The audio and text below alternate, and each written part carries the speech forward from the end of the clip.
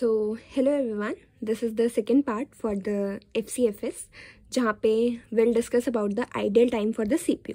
सो ये एक दूसरा वर्जन है और ऐसे क्वेश्चंस भी आ सकते हैं। तो लेट्स जस्ट स्टार्ट इट। तो हमारे पास क्या है, हमारे पास यहाँ पे 6 प्रोसेसेस है and we have the arrival time as well as the burst time. And similarly पिछले क्वेश्चन की तरह we have to find the completion time, the turn around time as well as the waiting time. Start करते हैं।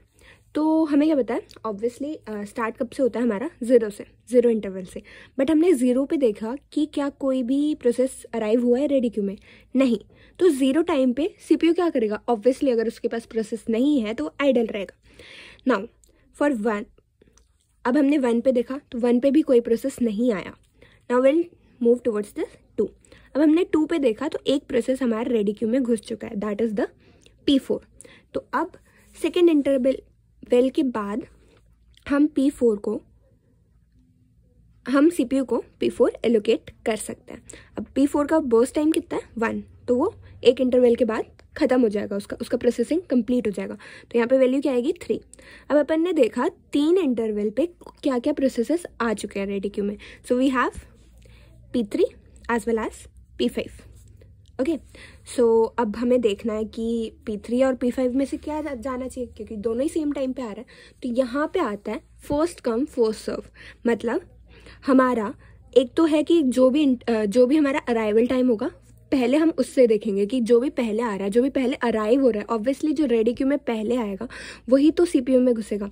And next जब भी ये वाला case होगा तो जो भी हमें पहले गिवन होगा that will be schedule to the CPU। मतलब P3 हमारा पहले आया है P5 से, तो हम लोग पहले P3 को एग्जीक्यूट करवाएंगे। तो हमने यहाँ पे P3 डाला, P3 का बर्स्ट टाइम कितना है, 2, तो यहाँ पे वैल्यू क्या आ गई, 5। नाउ नेक्स्ट हम लोग क्या डालेंगे, अब इस टाइम इंटरवल तक हमारे पास कौन कौन से प्रोसेस है, तो हमारे पास P5 ही है, तो हम लोग P5 डालेंगे, P5 एंड P5 का बर्स्ट टाइम है 3, तो यहाँ पे वैल्यू क्या आ जाएगी, 8। अब हमने देखा कि हम क्या क्या चीज़ डाल चुके हैं, हम लोग P4 डाल चुके हैं, हम P3 डाल चुके हैं और हम P5 डाल चुके हैं। और अभी अपना टाइम इंटरवल क्या है, 8। और अब हमारे पास रेडी क्यू में कोई चीज़ है ही नहीं, क्योंकि क्या क्या बचा है, P1 आ रहा है 9th पे, P2 आ रहा है 10th पे और P6 भी आ रहा है 9th पे। तो इस एक इंटरवल टाइम के लिए हमारा CPU दोबारा से आइडल हो जाएगा। आइडल को हमेशा ऐसे शो करता है। ओके, नाउ अब 9th इंटरवल पे क्या चीज़ पहले आएगी, फिर से सेम सिनेरियो बना, P1 आना चाहिए या फिर P6 आना चाहिए। तो ऑब्वियसली क्या आएगा, पहले P1 आएगा। और P1 का बर्स्ट टाइम कितना है, 4, तो वैल्यू क्या आ गई यहाँ पे, 13। फिर क्या आएगा, P6 का बर्स्ट टाइम कितना है, 5, मतलब 18। और लास्ट हमारा क्या बचा, P2 का बर्स्ट टाइम कितना है, 28। ओके, अब हमें कंप्लीशन टाइम लिखना है। Completion time is easy, P1 का कंप्लीशन टाइम क्या है, 13। ओके, P2 का कंप्लीशन टाइम कितना है, 28। सिमिलरली अगर P3 का देखें 5, P4 का हमारा 3, P5 का 8 एंड P6 का 18। ओके, अब टर्न अराउंड टाइम पहले भी हमने देखा था, turn around time is completion time minus arrival time, completion time minus arrival time. So इसकी वैल्यू क्या होगी, 4 होगी। सिमिलरली बाकी की वैल्यू क्या होगी, 11, 2, 1, 5 एंड 9। सिमिलरली वेटिंग टाइम क्या होता है, waiting time is turn around time minus burst time. तो turn around time minus burst time, value क्या होगी, 0। Next 8, 0, 0, 2 and 4। ओके, अब हमें एवरेज टर्न अराउंड टाइम निकालना है, तो वो कैसे निकलेगा, सिंपल है। हमें क्या करना है, हमें सबको ऐड ऑन करना है, that is 4 + 11 + 2 + 1 + 5 + 9 and divide by कितने प्रोसेस है हमारे पास, 6। तो इसका वैल्यू कितना होगा अपना, इसका वैल्यू हमारा हो जाएगा 5.33। ओके, एंड नेक्स्ट है हमारे पास वेटिंग टाइम। तो वेटिंग टाइम में हम इन सबको ऐड ऑन कर देंगे।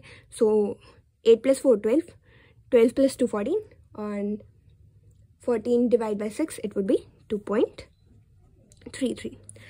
अब इन केसेस में हमारे पास दो चीज़ और फाइंड आउट करने के लिए होती है। The first is the CPU कितने टाइम के लिए आइडल रहा है और CPU का यूटिलाइजेशन कितना है।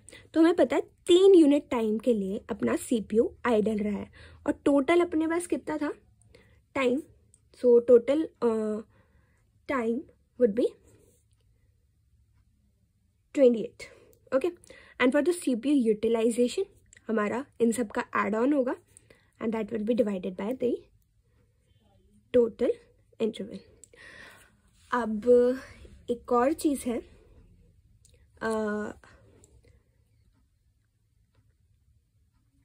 दैट इज़ कॉन्वो इफेक्ट, जो हमारा FCFS में बहुत कॉमन होता है. तो अगर इसकी डेफिनेशन देखी जाए, so what is the convoy effect in FCFS scheduling? If the first process is having the large burst time, then it will have major impact on the average waiting time of the processes. इसका क्या मतलब है?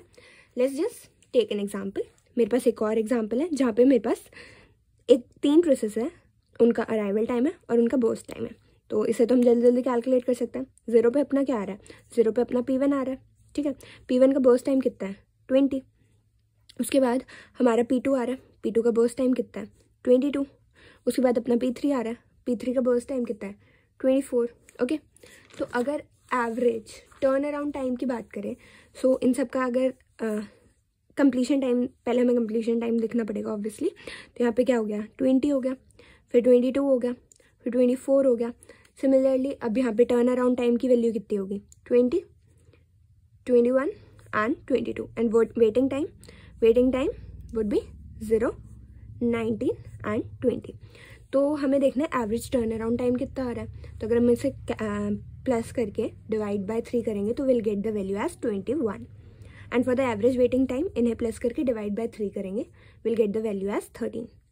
अब देखो, ध्यान से देखना, यहाँ पे जो मेरा पहला प्रोसेस था उसका बर्स्ट टाइम बहुत ज़्यादा था, दैट इज़ 20, और बचे हुए का 2 था. मतलब सबसे पहला जो प्रोसेस आ रहा है वो बहुत ज़्यादा टाइम के लिए CPU के अंदर स्केड्यूल्ड है.